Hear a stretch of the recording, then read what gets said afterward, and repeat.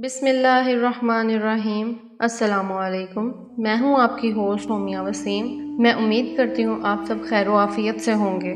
آج ہم جس عظیم ہستی کے بارے میں بات کر رہے ہیں ان کا نام حضرت آسیہ رحمۃ اللہ علیہا ہے۔ آج ہم جانیں گے کہ حضرت آسیہ رحمۃ اللہ علیہا کون تھیں اور ان پر ہونے والے ظلم کے باوجود انہوں نے اللہ تعالیٰ پر ایمان قائم رکھا اور اپنی جان اللہ تعالیٰ پر قربان کر دی۔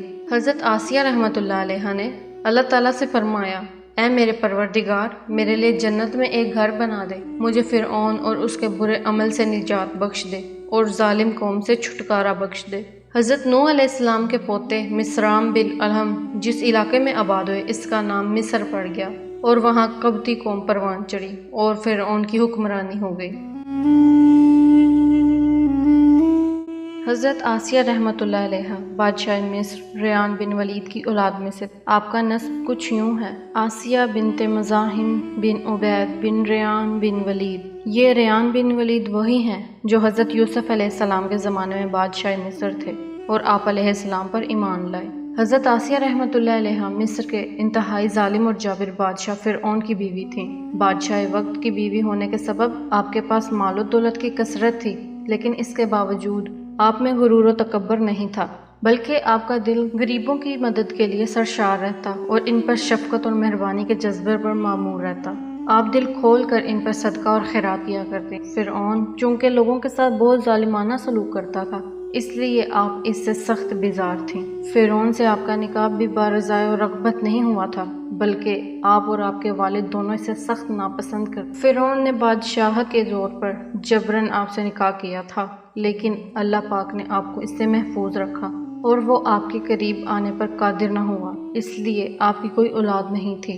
اور بعض روایات میں لڑکی کا ذکر ملتا ہے، ممکن ہے یہ لڑکی لے پالک ہو، یعنی کسی دوسرے سے لے کر پالی گئی ہو۔ حضرت آسیہ رحمۃ اللہ کو یہ اعزاز بھی حاصل ہے کہ آپ نے حضرت موسیٰ علیہ السلام کا نام رکھا۔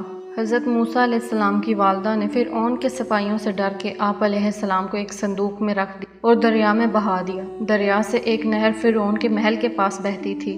یہ صندوق بہتا ہوا اس نہر میں چلا گیا۔ حضرت آسیہ رحمۃ اللہ علیہ کے حکم سے صندوق کو محل میں لا کر کھولا گیا۔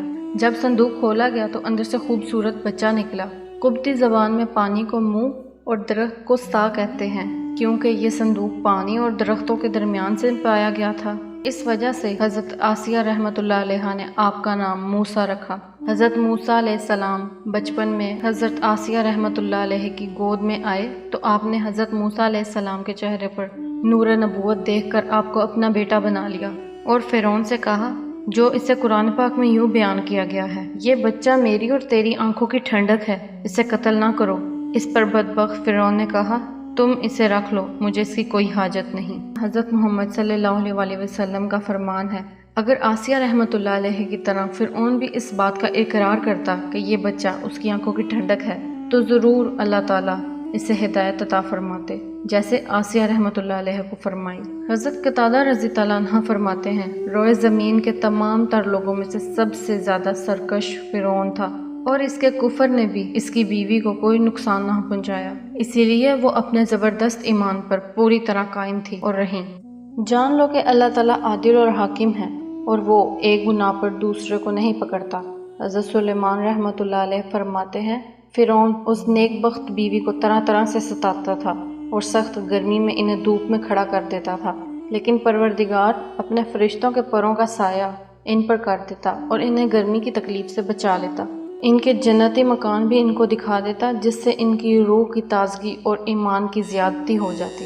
فرعون اور موسیٰ کی بابت یہ دریافت کرتی رہیں کہ کون غالب رہا، تو ہر وقت یہی سنتی رہیں کہ موسیٰ غالب رہے۔ بس یہی ان کے ایمان کا باعث بنا اور یہ پکار اٹھی کہ میں موسیٰ اور ہارون کے رب پر ایمان لائی۔ فرعون کو جب یہ معلوم ہوا تو اس نے کہا، جو بڑے سے بڑے پتھر کی چٹان تمہیں ملے اسے اٹھا لاؤ اور اسے چت لٹا دو اور اس سے کہو کہ اپنے عقیدے سے باز آ جائے، تو میری بیوی ہے، عزت اور حرمت سے واپس لے آؤ، اور اگر نہ مانے تو چٹان اس پر گرا دو اور اس کا قیمہ کر ڈالو۔ جب یہ لوگ پتھر لائے تو انہیں لے گئے، لٹایا اور پتھر ان پر گرانے کے لیے اٹھایا تو انہوں نے آسمان کی طرف نگاہ اٹھائی، پروردگار نے حجاب اٹھا دیے اور وہاں جو مکان ان کے لیے بنایا گیا تھا اسے انہوں نے اپنی آنکھوں سے دیکھ لیا اور اسی میں ان کی روح پرواز کر گئی चनाचे जिस वक़्त इन पर पत्थर फेंका गया इस वक़्त इनमें रूह थी ही नहीं। अपनी शहादत के वक्त दुआ मांगती हैं, ऐ अल्लाह जन्नत में अपने करीब की जगह मुझे अनायत फरमा। इस दुआ की इस बारीकी पर भी निगाह डालिए।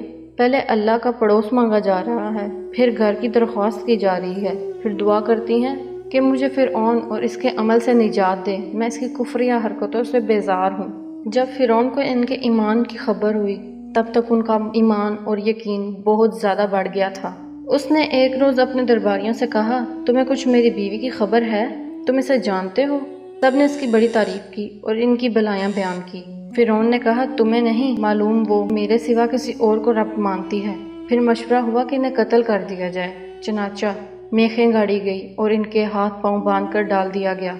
इस वक्त हज़रत आसिया ने अपने रब से दुआ की, ऐ परवरदिगार मेरे लिए अपने पास जन्नत में मकान बना। अल्लाह ताला ने इनकी दुआ कबूल फरमाई और इन्हीं सज़ाओं में हज़रत आसिया रहमतुल्लाह अलैहा शहीद हो गई। सामीन, आज की कहानी का इख्तिताम यहीं पर होता है। उम्मीद करती हूँ आपको कहानी पसंद आई होगी। अगर आपने मेरा चैनल सब्सक्राइब नहीं किया तो बराए मेहरबानी सब्सक्राइब करें ताकि मेरे आने वाली वीडियो के नोटिफिकेशन आपको बर वक्त मिलते रहें। इसी के साथ आपसे इजाज़त चाहूँगी। दुआओं में याद रखिएगा। अल्लाह हाफिज़।